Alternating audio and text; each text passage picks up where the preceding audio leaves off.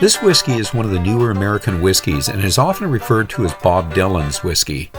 His association, investment, and now a new movie about Bob Dylan has created a huge interest in this whiskey. I would no longer call it a complete unknown. From their original core range, Heaven's Door has expanded their presentation, and a lot of the names relate to Bob Dylan's historic journey. The Bootleg series, which some of us will relate to the bootleg tapes, have the colorful illustrations from the artist's numerous paintings. Also, some of the Heaven's Door bottles have the illustrations of Dylan's now famous gate creations that are now selling for a fortune. The co-founders of Heaven's Door, CEO Marc Bushala and master blender Ryan Perry, have for now scrapped the Nashville Church Distillery and Arts Center. They are now focused on expanding the distillery that they had purchased 50 miles east of Louisville in Pleasureville. The Visitor Center will showcase Dylan's art as well as a lot of historic artifacts. The 160 acres sits along 6 Mile Creek with a grist mill and 2 cabins that date back to the 1700s. This land was once owned by Squire Boone, the brother of the frontiersman and legend Daniel Boone. Dylan not only has spent a lifetime invested into his music and art, but he's now investing his time and finances into the Heaven's Door whiskey. Even though Marc Bushala had created the successful Angel's Envy whiskey, there's no doubt where the popularity of this new Heaven's Door whiskey is coming from.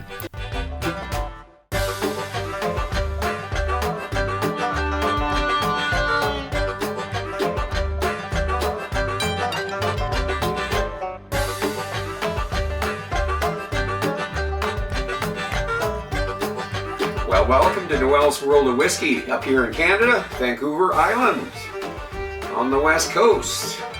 And, yeah, we're not in bourbon country, but I am going to tackle a bourbon tonight.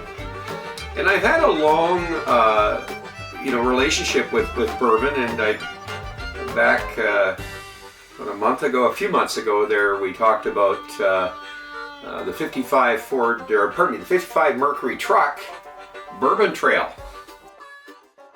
You know, my story of heading down the West Coast with my buddy Mark and some ladies, and all the way down into Mexico in this 55 Ford Merc I had, and learning all about bourbon many years ago. Now, I'm planning a trip to bourbon country, Tennessee, Kentucky area, and that'll be this year. So I've got to polish some things up here and get back into the bourbon reviews and that. So, I've done a few reviews this year on bourbon, and what was the last one? I believe it was the Knob Creek 12-year-old.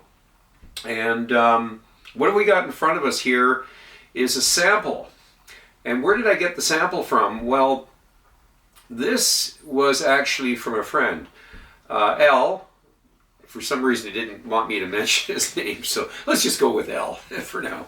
L is a buddy, and we kind of exchanged whiskey and that. And I knew he was down in the States and all that, but he told me about his trip through Kentucky and Tennessee. It's at that time of year when maybe I wouldn't go down there, but he was down there and he hit a few of the distilleries and that. But what he came back with was something interesting, because I have reviewed it, and that is Heaven's Door, better known as Bob Dylan's whiskey. Now, he knows I'm a bit of a Dylan fan since I was a kid. I think we talk because he talks music as well. And I followed him, when I was a kid, and I was a musician in that. And I probably have lost track of Bob Dylan since. Probably more recently, just doing research on Heaven's Door, I probably picked up more information on him. But the years where I was really following him was the early years when he first got into electric, and I call it the great years, all the way up to Self-Portrait, Johnny Cash, and that kind of stuff. But certainly the, Highway 61 revisited that era there. And, even though I knew his folk stuff, I was probably a little bit latter to that, so I don't quite go back to the crowd that booed him off stage there. But, I did learn a little bit about the Heaven's Door whiskey. And, of course, back to L.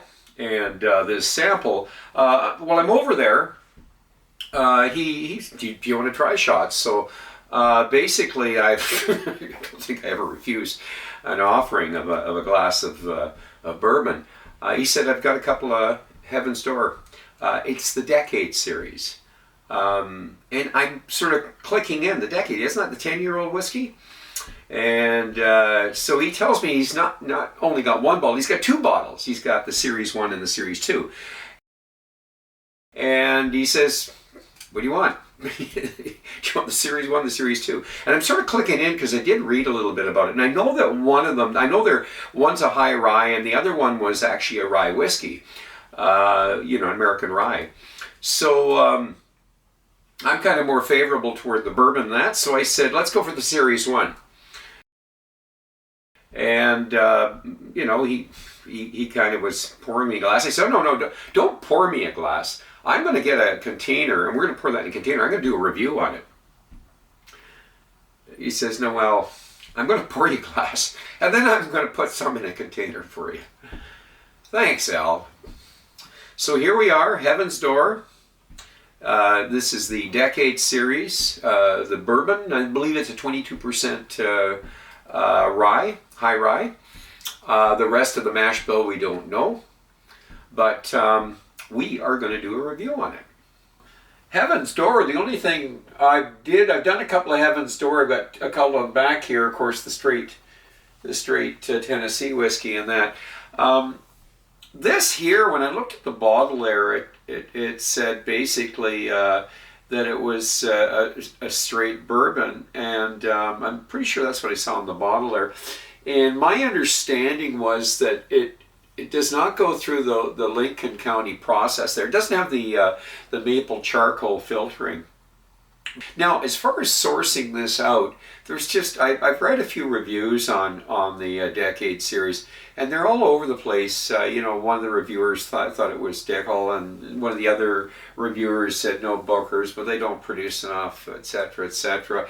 But it's just they're really jumping around trying to guess this. I mean, I don't know how many reviews on it there, and every reviewer had a different source, so nobody really knows yet, except the people behind the bourbons. So what I'm going to say is that Bob Dylan has an investment in this whiskey. It's not just plunking his name on a whiskey. He's actually put an investment, his money, his time, and, his creativity. So with Marc Bushala and Ryan Perry, the co-founders with Dylan. And the interesting story behind this is that those two guys actually had read that Bob Dylan had registered Bootleg Whiskey trademark. And when they read it, I guess Bushala got the idea, well, let's get a hold of this guy. Maybe he's interested in doing something with us. Now, Mark's claim to fame, of course, is Angel Envy. He was one of the co-founders of Angel's Envy. And, he, I think, as he sold out to Bacardi, I think he was ambitious to get back into it. So, anyways, that's how it all got started. And we kind of know that it is a Tennessee whiskey. And now they have their own distillery, but these are sourced out because they're 10 years old. And they have a new one out. It's a 12-year-old bootleg, the Bootleg Whiskey series. So that's going to be interesting. So let's get into this. Let's see what it's all about. Now, it was a little hard on the original Heaven's Door there. I don't think I gave it great marks, and yet I did. I probably enjoy it more now, so I should do another review of it. But anyways, the Decade Series 1, 22% rye in the mash bill. So, and this again came from Al when he just got back from a trip in the States there, and he brought a couple bottles back, and he said, if I'm interested, I can do the rye. I believe that's a rye, 10-year-old rye is what it is. That's something like a 95% rye and there's 5% barley or something in it. But so I'll bring it up to you so you can take a peek at the color in the legs.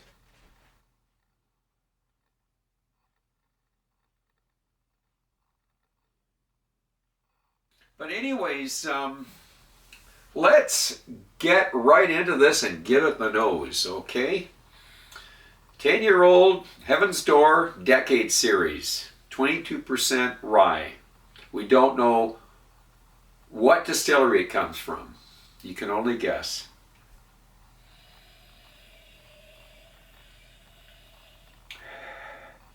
I am picking up the rye. Remember, I'm from Canada, and I grew up with rye, so my nose can pick up rye, even the slightest bit of rye. So, yeah, it's not strong though on the rye. It's you've got the spicy notes, but there's a sweetness to it, and I'm getting a bit of mint, and there's something nutty about this. It's roasted nuts, pecans or whatever. Grassy, kind of a grassy note to it as well. Okay, I'm gonna fly through this tonight. I'm gonna make an effort to fly through this. We're gonna go right into the palate. Cheers.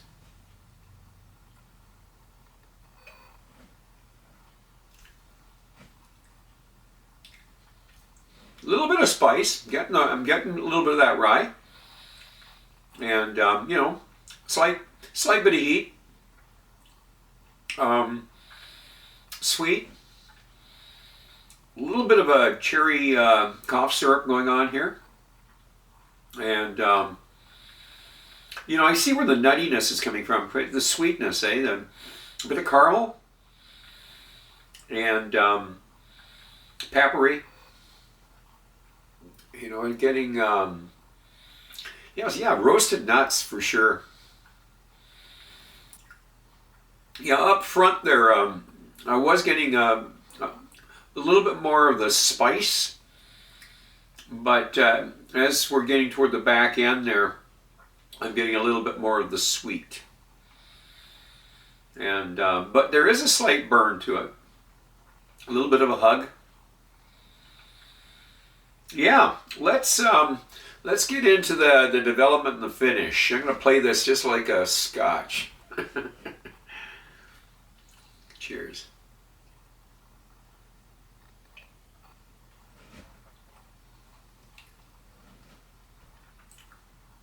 I think I'm getting some wood here. Probably the barrel. I'm getting a bit of the barrel taste. It's like a bit of charcoal. But I'm definitely getting a cherry. But lots of grass. Lots of grassy notes. Toffee. And yeah, I'm going to stay with the pepper and maybe some cinnamon and ginger. It doesn't have a real long finish. It just seems to drop off. You know, kind of came on strong and then. And it's not that it's thin. There's some body to it, but I was expecting a bit more, a little more time in the finish there. So, but you know, we'll add a little bit of water. Let's see where it goes with a little bit of water. So we'll put a couple of drops in here, just see if it does open it up a little bit there. I'll give her a little swirl there. So this retails around, what did he say? He paid 100 American for it? What's that, 130, 140, 130 Canadian? For 10-year-old bourbon, I mean, you know, you get a Russell's Reserve. I've got, what, at $60, $70 up here in Canada. Eagle Rare 10, somewhere around that price. Let's try the nose with water. Yeah, it actually really gave it a lot of, there's a lot of, it's almost like a spicy cologne, eh?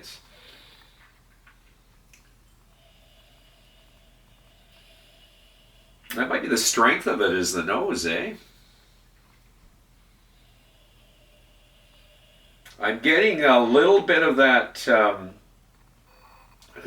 something, it's like the cherry or maybe berries, fruit, and then some floral notes. And, you know, the cinnamon and the ginger are still there.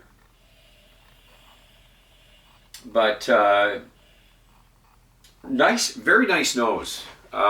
Certainly water didn't hurt it. So, with water, the palate.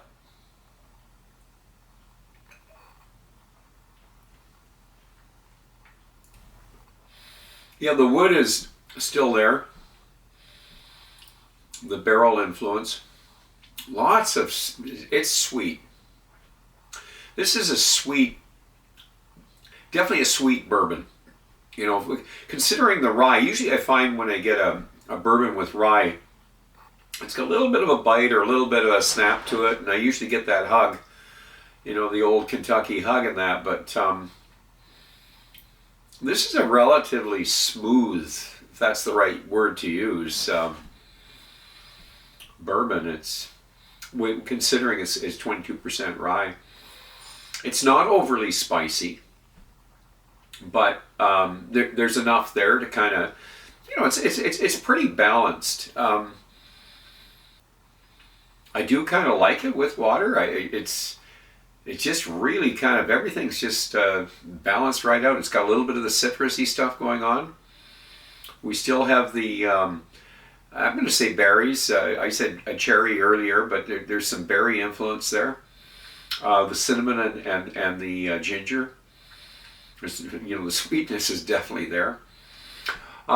Overall, there it goes. It's gone.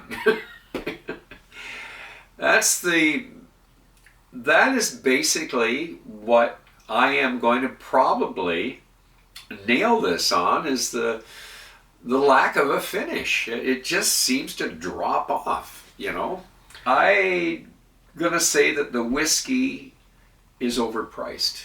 I really feel it's overpriced.